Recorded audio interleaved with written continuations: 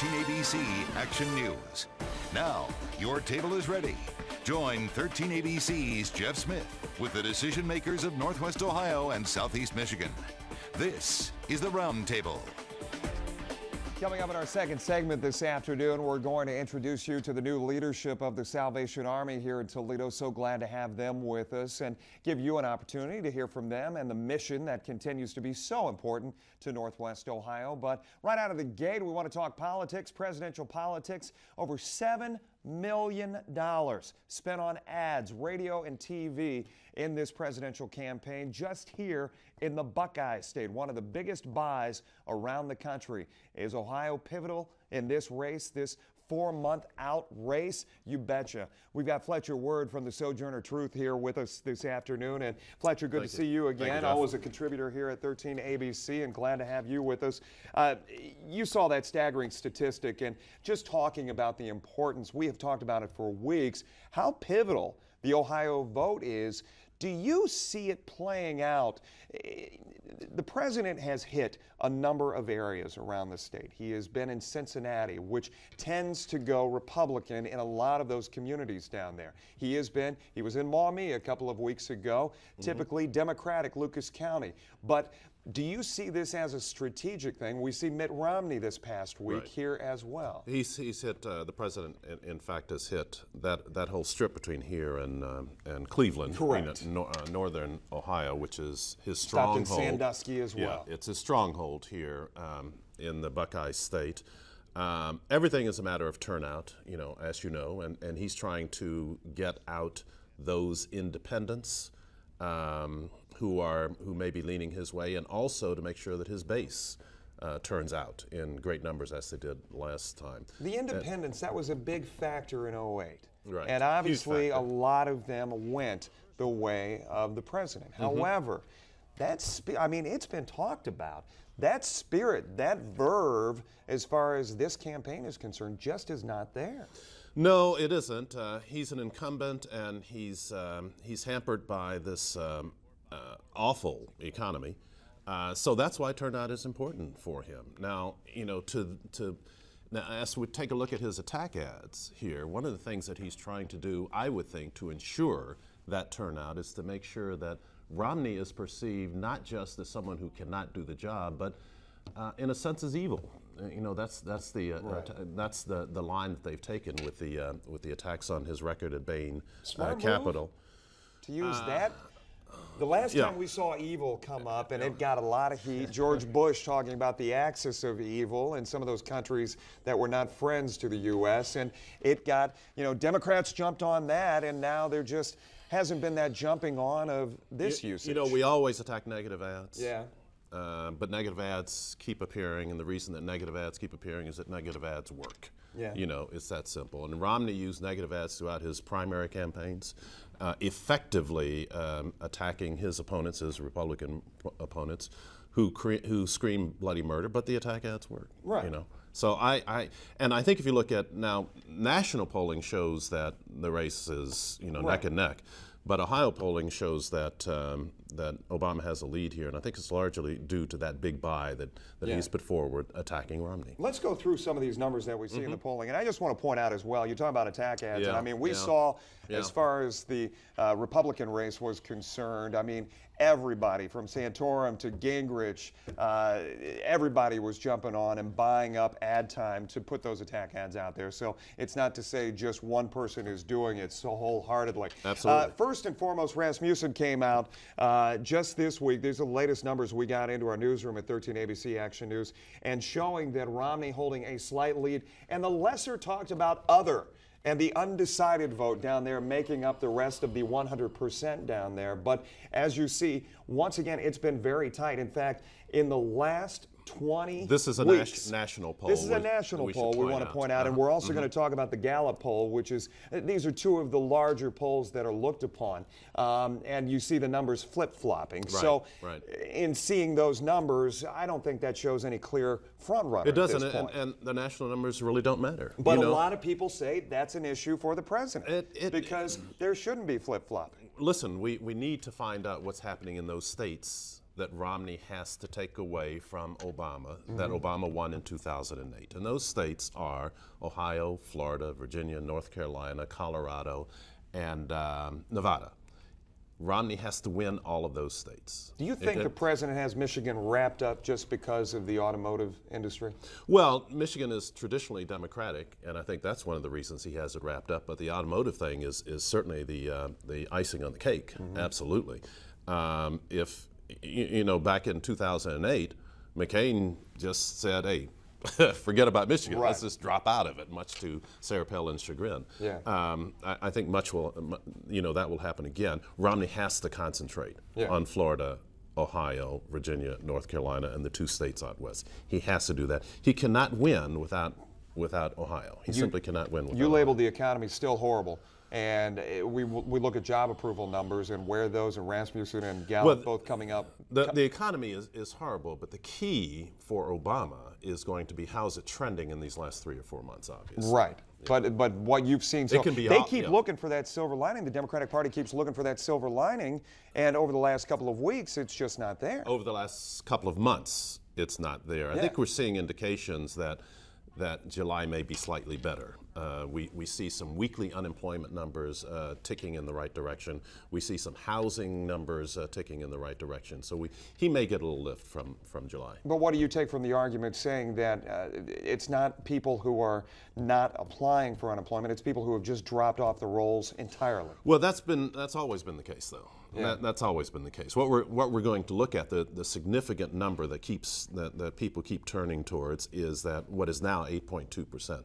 That's the number that sticks in everybody's mind. Right. Let's look at those job approval numbers real quick that just came out this week as well. Rasmussen coming out in national polling once again, 47% approving, 52% disapproving, and then the Gallup poll right after that showing once again disapprove, the higher number, but tight numbers at that. But once again, a sitting president getting 52 and 46%, not helping in a state like Ohio. Not helping, but again, those are the numbers that hinge more than anything else on that jobs report that we talked about. You know, and if that job report trends upwards a little bit, then I think you'll be in much better shape. You know, one of the other factors that I wanted to talk to you about, and we're going to address a couple of other things in our remaining minutes, Fletcher, but I wanted to talk to you. A couple of weeks ago, we did a segment here on the Roundtable looking at one local pastor's push of a series of sermons during the course of a week. You see it right here. The billboards were all over town. Opposites attract. This was the church on Strayer. And it was kind of like the chicken or the egg, which came first. These, we were told by Pastor Tony Scott, were planned well back in January. And then sure enough, as these billboards are out, the president comes out in support of gay marriage. Right. A huge debate in this country, in this area, and I've said before, and I said to Tony Scott when he sat in the same position you were in, I said, I know people who are going to go to the polls in November and vote based on this single issue, whether it be for, whether it be against. Right. My question to you, as you produce a newspaper and cater to an African-American audience here in Northwest Ohio. And it's a broader discussion than just an African-American audience, but how do people go to the voting booth in November knowing that they may have voted for the president back in 08 because change and hope and all of that fire and verve that was out there, but now they find themselves on the other side of the fence because of going to church on Sunday and hearing a different message when it comes to gay marriage. What are you finding as far as this debate, and is it the ultimate paradox for this election? No, listen, keep in mind, as far as if we're talking about African American voters, keep in mind that there are any number of organizations other than pastors, and I think pastors are split on this issue, that have endorsed the president's call. And this NAACP has made this a big issue, you know, in terms of endorsing his call for lifting of the ban on gay marriage. There is an African-American pastors group, the Coalition of African-American Pastors out of Memphis, under the guidance of William Owens, who is raising quite a brouhaha about this and asking voters at this point not to vote for the president because of his lack of opposition to gay marriage. This is a political calculation, though. obviously, on the president's part. Is he going to lose some votes in the black community, in the Latino community, in some communities? And of course he's going to lose some votes. What does he have to gain, though, aside from those folks who are going to like this bold stand of his, aside from obviously gay voters? He's going to pick up some money because the gay voters tend to donate in much larger numbers than the rest of the population. So it's a calculated move on his part. Will he lose some votes? He'll lose some votes from single-issue people. Of course he will. Do you think this will it be significant? I don't think so. Well, do you think it's the biggest hot-button issue of this campaign? No, I think it's like 5th, 6th, 7th, somewhere Honestly. there. Yeah, I don't. You know, the economy is going to be number 1, number 2, and number 3. Okay. Okay. It's the economy, the economy, the economy. Last question while you're here, and I talked to you before we came on this afternoon, and I said it's funny how you look at these tickets and how they play out, because if Governor Romney is to select Condoleezza Rice as a vice president, which has been talked about over the last couple of weeks, how she has just all of a sudden boosted herself and jolted up to that top position, or one of the top positions. She creates this interesting, I guess, the intrigue of her being a vice president, because it's not going to happen. Well, you say plain and simple, it won't happen. It's not going to happen. You know, listen, she has said she's not interested in it. When a politician such as a Rob Portman, and I think Rob Portman is when he says that, you're not going to believe him. He's a politician. She is not a politician. She has a terrific life outside of politics. I'm going to take her at her word that she is not. Now, would it bring excitement to the ticket? Yes. But why? Because she is a female, a successful female, beloved in a lot of circles. Rob Portman, for example, let's contrast that with Rob Portman. Dull, dull, dull. And you just double down on the dullness of the ticket, because Mitt Romney is not the most exciting politician out there. So yes, it's you know, much in the way that Sarah Palin brought some excitement to the ticket, because it was such an unusual choice. I think this would bring excitement to the ticket also. But then I think that excitement would maintain at a certain level, because Condoleezza Rice is nobody's dummy. She knows where Russia is. I don't think Rob Portman has that Hollywood factor. I think conservatives would would not be unhappy because of his voting record, because of what he brings to the ticket as far as conservative thought is concerned. But there have been numerous... He's not going to fire people up on the stump, and occasionally you do need that. Yeah, and there have been numerous editorials put across talking about Condoleezza Rice and her being a pick. I'll read from one. It says speculation picks up heading into the fall. I think there's one pick that balances the Republican ticket that has appeal from moderates and conservatives. Former Secretary of State Condoleezza Rice. She has everything Mitt Romney needs, he says, in this editorial. This is out of the Newark Advocate. But it also presents the possibility. I know you've already said not going to happen, but she is against, she's pro-choice, and she has been one of those who has gone against the conservative base. But once again, on social issues. On social issues, right. But how does the African-American issue play into it?